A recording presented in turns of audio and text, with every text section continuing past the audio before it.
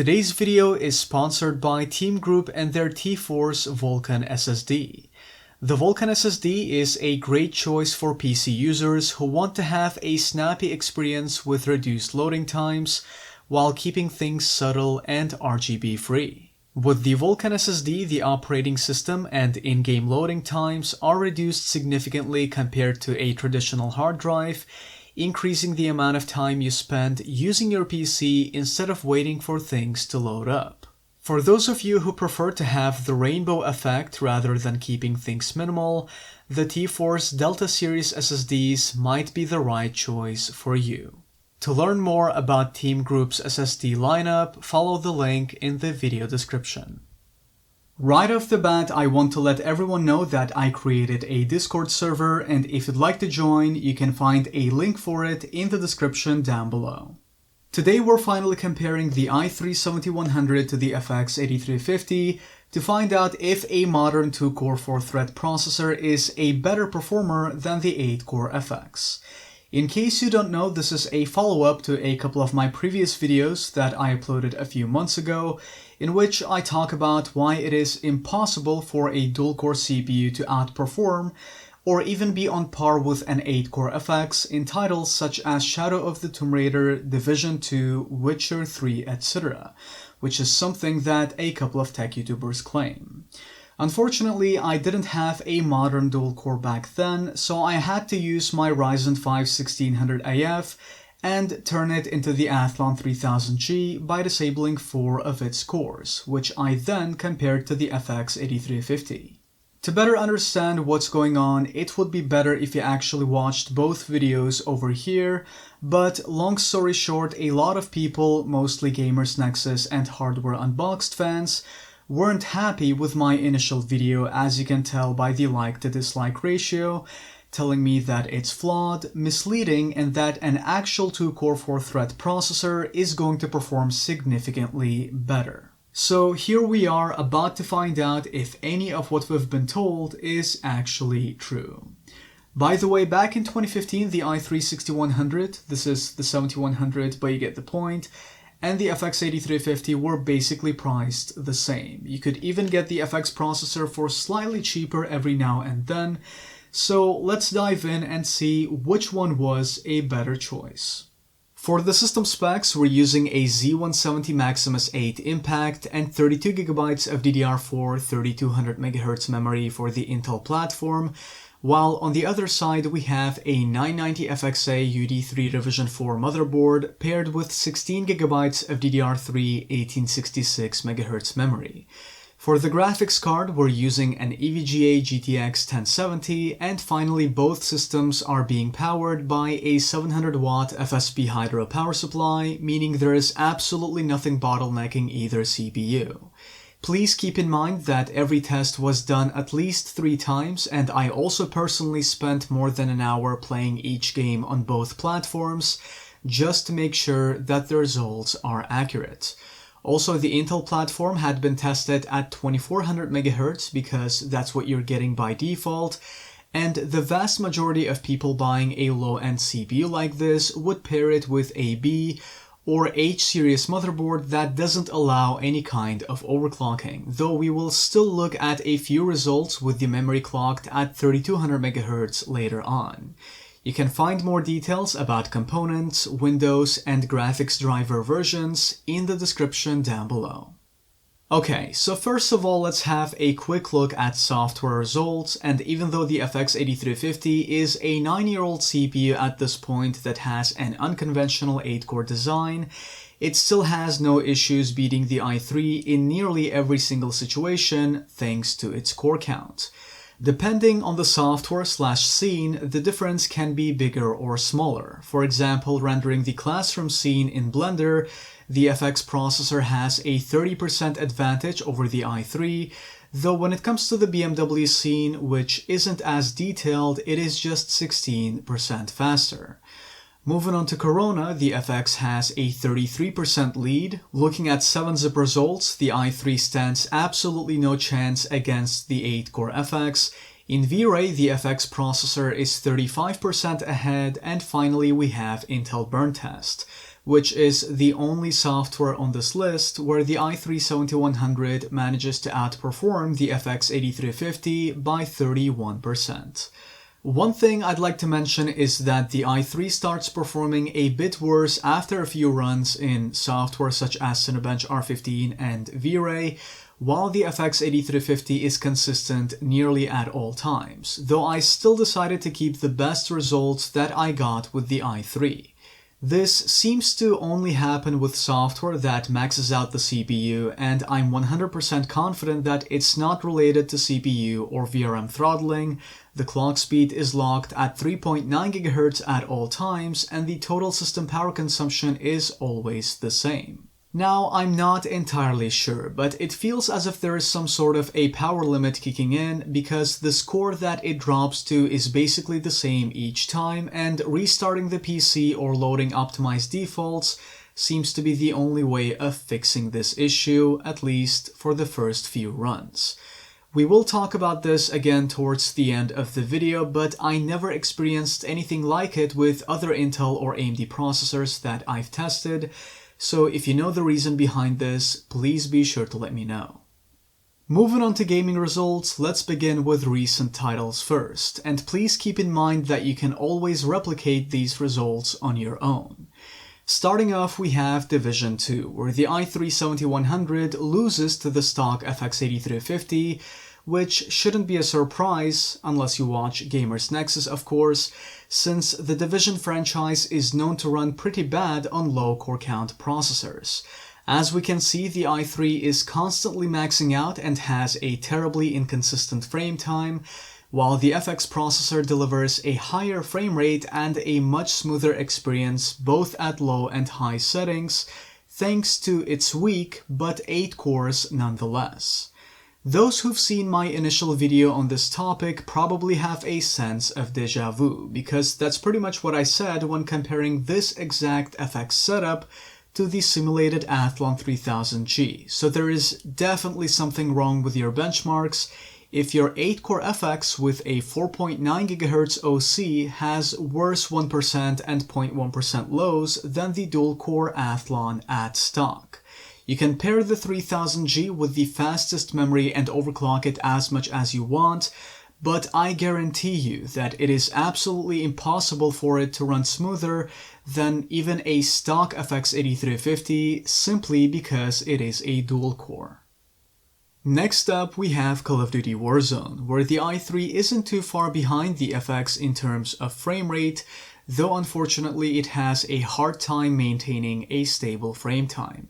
Just like in Division 2, the i3 is constantly maxing out here as well, and as you most likely know from previous videos of mine, a choking processor increases the chances of in-game stuttering and freezes, audio or objects not getting loaded up properly, terrible multitasking experience, and of course communication issues. I actually tried playing this game using the CPU while talking to a friend of mine on Discord, and as if the poor frame time performance wasn't enough, we were absolutely unable to talk to each other because the processor doesn't have enough resources to handle anything else other than the game itself. I even tried reinstalling the game and drivers, closing MSI Afterburner with Riva Tuner, which are the only apps I have running in the background, yet unfortunately none of that helped. And just so you know, I never had any issues like these with the FX-8350. Oh, and by the way, do you see how choppy the i3's footage is compared to the 8-core FX? Well, that's another disadvantage of a maxing out CPU, but who cares about all of that? AMD FX is just bad, and that's all you need to know.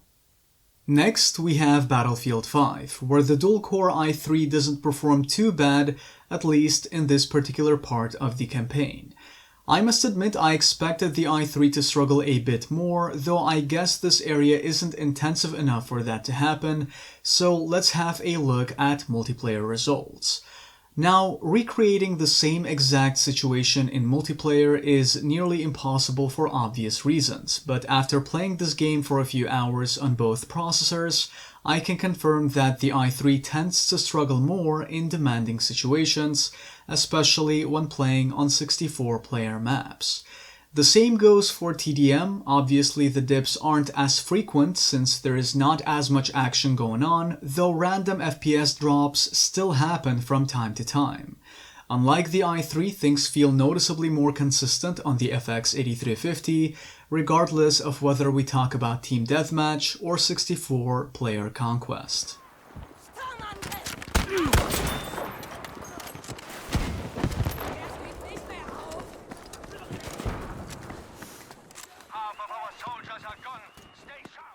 Next up, we have Apex Legends, and there really isn't much to say here. The FX-8350 performs significantly better in this game, both at low and high settings. Now, don't get me wrong, the game is playable on a dual core and I even had some decent matches using it, but with the FX-8350 the game runs much smoother, you're getting more frames and the CPU itself never maxes out, leaving you extra headroom to multitask and talk to your friends on Discord without any issues. Also, I decided to ask one of my subscribers on Discord to provide me his own results of his overclocked FX-8370E just to see how someone else's 8-core FX behaves in these exact situations. And as you'll see in a moment, our results are going to be very close to each other.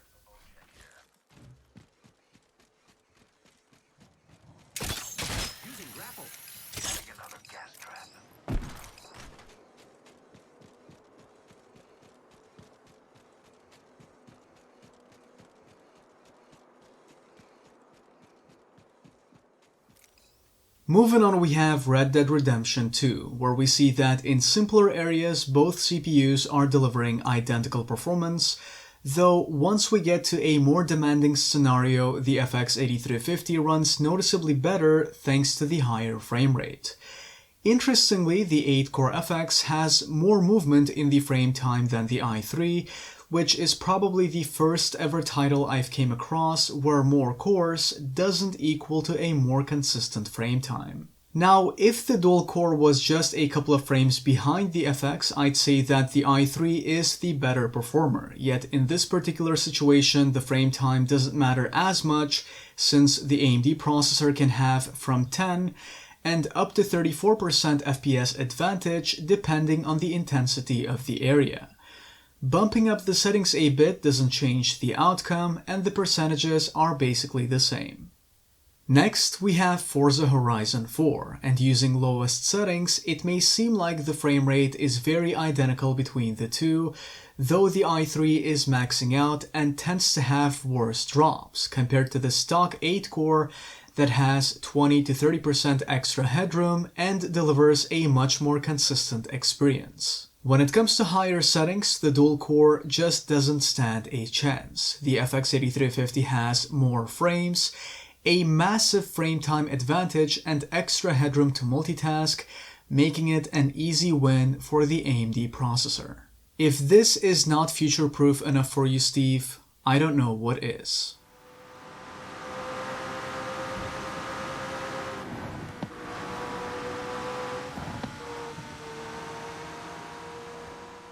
Next on the list we have Far Cry 5, which is a dying breed of games that cares more about single core, and here we see the i3-7100 with a 66% single core advantage, unsurprisingly pulling ahead by roughly 16%. Once we start driving, the difference does shrink a bit, but overall the i3 is a better performer in this game, both at low and high settings.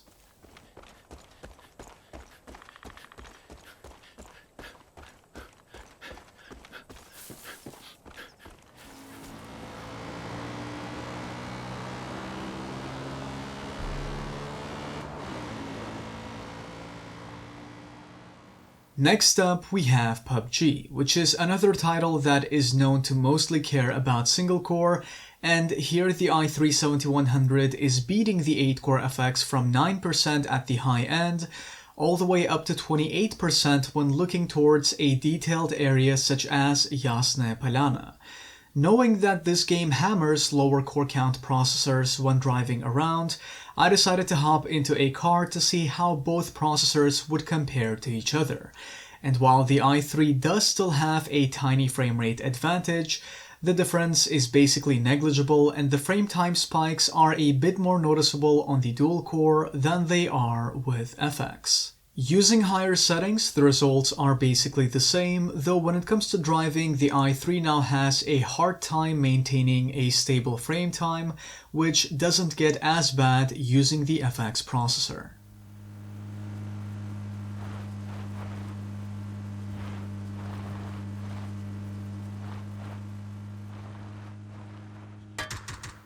Next on the list we have Shadow of the Tomb Raider, and at first it may seem like the i3 has the lead since it has a 13% higher frame rate, though once the camera turns towards a more core-heavy area, the dual-core begins to perform overall worse than the 8-core FX. The problems that you're getting with the dual-core unfortunately don't end there. For example, in the second part of the benchmark, the i3 has issues loading up the audio,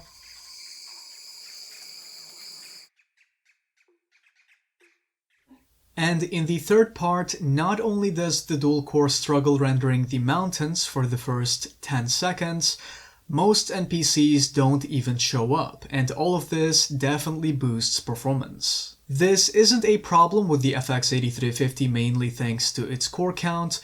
It manages to load everything up just fine, regardless of which settings we use. I even asked one of my subscribers with an i7-5820K to only enable 2 cores and 4 threads and set the RAM frequency to 2400 MHz. And guess what? He had the exact same issues. So my questions are, why does no one talk about this, and how on earth do you manage to make a 4.9 GHz FX-8370 paired with 2133 MHz memory perform the same as the G5500?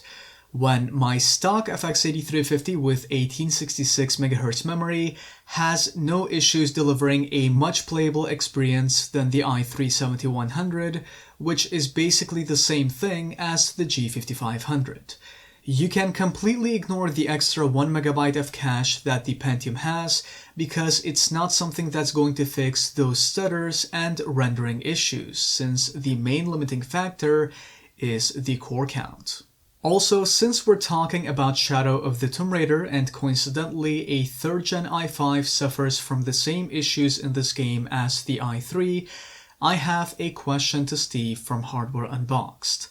Why does my stock FX-8350 easily outperform the i5-3470 in Shadow of the Tomb Raider, both at low and high settings, yet according to your benchmarks, the FX-8370 performs the same as the 2500K? I already talked about this issue before, and I'm sure you're perfectly aware that the 2500K isn't any better than the 3470, so it would be great if you could explain that.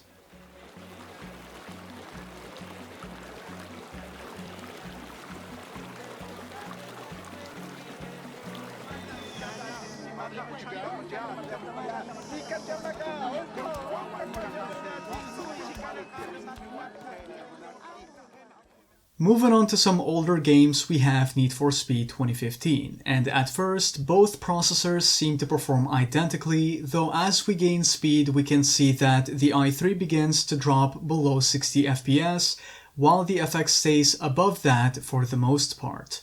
It is a similar situation using higher settings, so there is not much to say here.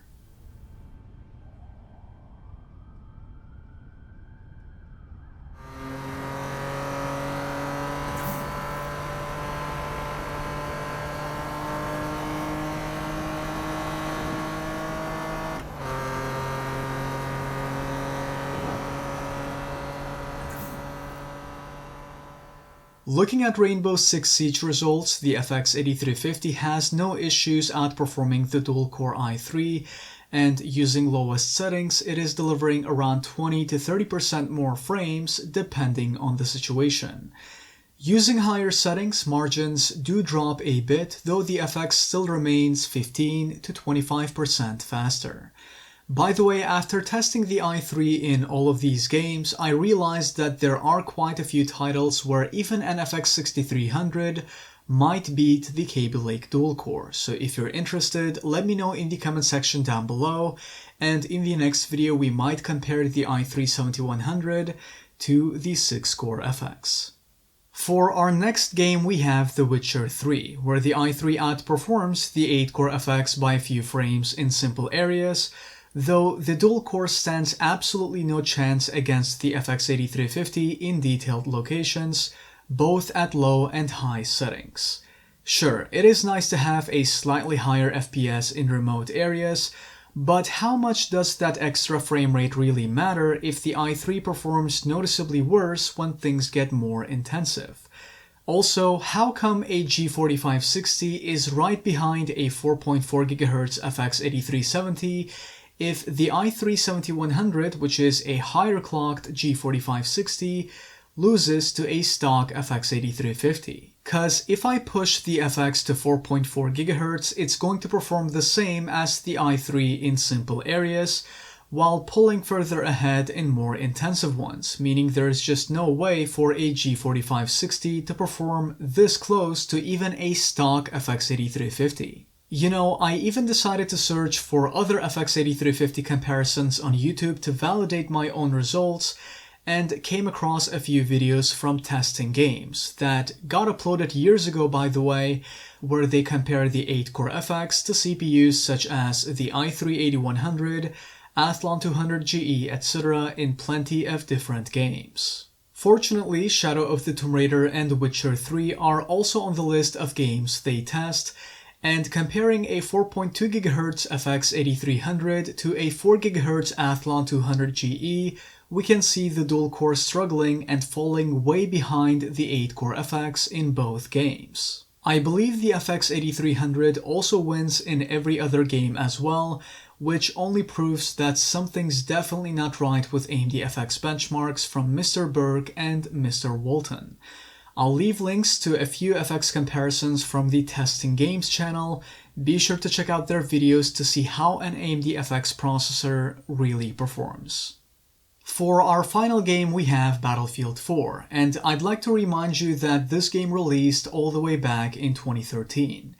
Anyways, in simple situations, both CPUs perform identically. The i3 is even a couple of frames ahead, yet as you most likely guessed already, once we get into some action, the dual-core starts struggling a bit as evidenced by the frame time, and this is the lowest settings we're looking at. Switching to ultra settings causes the i3 to struggle much more, while the game runs silky smooth using the FX-8350, and even though I can't test Battlefield 1 right now, I am 100% positive that a 4.4 GHz FX-8370 should be easily outperforming a G4560 there as well. This, by the way, should serve as proof that a game doesn't need to be recent or support DirectX 12 to take advantage of extra cores. It all depends on what's going on around you, and knowing how little time reviewers like to spend actually playing the games they test, and how some of them do their testing in simplest conditions, no wonder why people never realized that old games can also massively benefit from extra cores. Battlefield 4 and Witcher 3 are only a couple of examples of how dozens of games behaved back in the day. Crysis 3, Watch Dogs, and The First Division are also great examples of old titles that took advantage of multi-core CPUs. Also, if you want to see how one of the fastest dual cores from 2013 aged over the years in comparison to the FX-6300, you can check it out in the card at the top right corner. I'm not going to spend too much time talking about temperatures and power consumption in today's video, because it should be no surprise that an FX system is going to run hotter and consume much more power. So feel free to stop the video here if you want to have a closer look at the results. Okay, so now let's have a quick look at a few benchmarks of the FX-8350 overclocked to 4.51 GHz, with the North Bridge set to 2420 MHz and the RAM clocked at 2052 MHz, which by the way is a very easy overclock to achieve even with a stock cooler. And if you're interested, you can watch my AMD FX overclocking guide up here. Before we jump into the results, I want everyone to know that overclocking is possible on any FX CPU using any AM3 Plus motherboard, unlike Intel where overclocking is only limited to K-SKU CPUs and more expensive Z series boards. People buying a budget CPU are also more likely to get a cheap motherboard, so I feel like leaving the Intel platform at stock is a totally reasonable decision. Though like I said earlier, we will have a look at how the i3 performs with 3200 MHz memory towards the end of the video. As always, let's have a quick look at software results first. And here we can see the i3 unsurprisingly getting beaten by the FX-8350 in every single task other than the Cinebench single core and Intel burn test. When it comes to gaming, the 8-core FX manages to almost catch up to the i3 in Far Cry 5, while pulling further ahead in titles where it already beat the dual-core. PUBG is the only game where the FX processor isn't capable of beating the i3 completely. As you can see, the dual-core still has an advantage of roughly 13% when running towards the city, though there are moments such as driving for example, where the overclocked FX-8350 takes the lead thanks to a less jumpy frame time and a slightly higher frame rate. Overclocking obviously causes the temperatures and power consumption to increase, so the i3 easily takes the cake here. Alright, so finally let's quickly go through a few results with the Spectre and Meltdown patches disabled and overclock the RAM to 3200 MHz on the Intel platform to see if things get any better, because I'm sure there are going to be people in the comments claiming that overclocking the RAM will fix the frame time issues of the i3. First, let's disable the patches using Inspector, restart the PC and see if that does anything. Looking at software results, we can confirm that there is actually an improvement, though it's nothing significant. In Cinebench, we see a small uplift for both single and multi-core scores, and the render times have also been reduced a bit in Blender as well as Corona. Strangely, the issue with the performance drop that I talked about in the beginning of the video isn't as pronounced now, and while it does still happen, it takes more time for it to occur. When it comes to games, we're also getting a small uplift in FPS, but that's about it. The frame time issues that we've had in Division 2, Forza Horizon 4 and Witcher 3 are still there, so hopefully it is clear to everyone that patches have nothing to do with the frame time spikes. Now that we have cleared that up, what we're gonna do is set the DRAM frequency to 3200 MHz without even enabling the patches back and see if that can make things any better, though I think you already know what's going to happen. Sure, compared to stock results, you do get a decent uplift in FPS, yet once again, even with 3200 MHz memory and vulnerability patches disabled, we can see that the stutters are still there, while a stock FX-8350 with 1866 MHz memory delivers a much smoother experience just because it has more cores. In conclusion, if we went a few years back and someone asked me to build them a capable low-budget PC that they'd use for the next 4 to 5 years or so, and they would mainly play AAA games like the ones we tested today, I'd build them an 8-core FX system without hesitation, as long as they would be fine with the extra heat and power consumption, of course. In case the PC would be used for simpler tasks though, and the user would mostly play lightweight games, or if the CPU would serve as a placeholder before upgrading to something better, the i3 would be the way to go. Okay, now onto the Gamers Nexus and hardware unboxed situation. You know, after all this interaction I've had with both channels, which by the way changed the way I used to look at them, I'm starting to get an impression that the reason people think AMD FX sucks isn't actually the fault of FX processors themselves. It feels like it's because people like Steve Burke and Steve Walton kept dragging FX through the mud for some reason every time they made a video about it, despite the fact that actual FX users, or at least people who know how to build a PC correctly, keep telling that their FX-8350 or 6300 always performed great and is still very capable despite all the hate. Believe it or not, I also used to believe at some point that an 8-core FX was slower than i5s and even i3s of the time because of such videos, up until I learned what a frame time is and came across people that would claim FX not to be as bad as some say, which is when I made the decision to get those CPUs and test them myself to try and figure out what's going on. So here we are, and I have a few questions to a couple of my favorite tech YouTubers that I used to watch almost daily for the past 4 to 5 years. What is going on? Why does an 8-core FX perform so bad in your videos? And why is my experience with AMD FX processors so far had been the exact opposite? And it's not like I'm whining about a 5 FPS difference. We're talking about massive differences in frame time and the overall gaming experience, not only in the same games that you tested, but also in many other ones.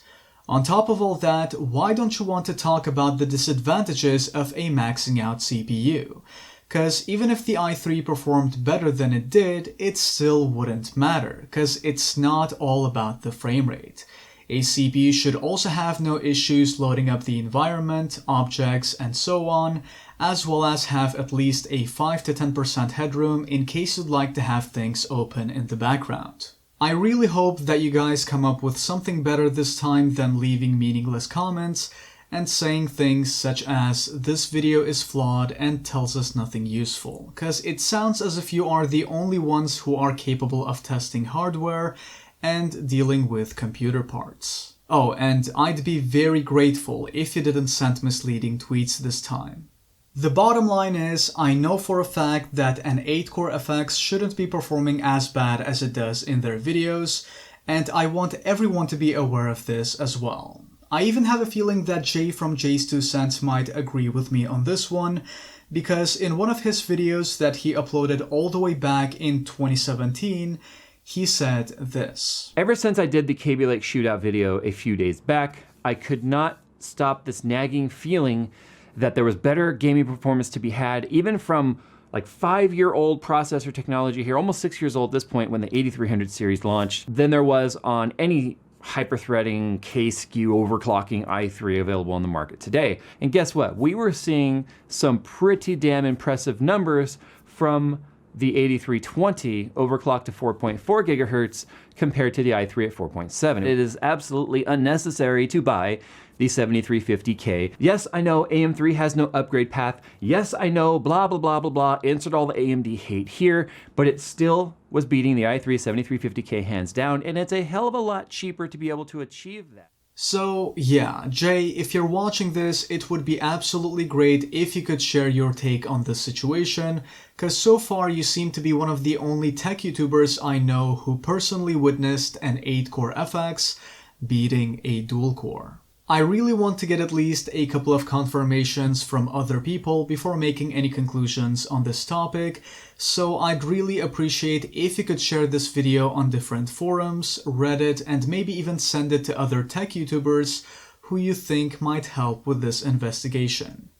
Either way, if you found this video interesting, you know what to do, and feel free to support my work by using Amazon affiliate links for your personal purchases provided in the description down below. There is no need to pay anything extra when using those links. It is an indirect way of supporting my work, and I really appreciate it since making videos like these takes quite a bit of time. Anyways, that's been it. Thank you guys for watching, and I'll see y'all in the next one.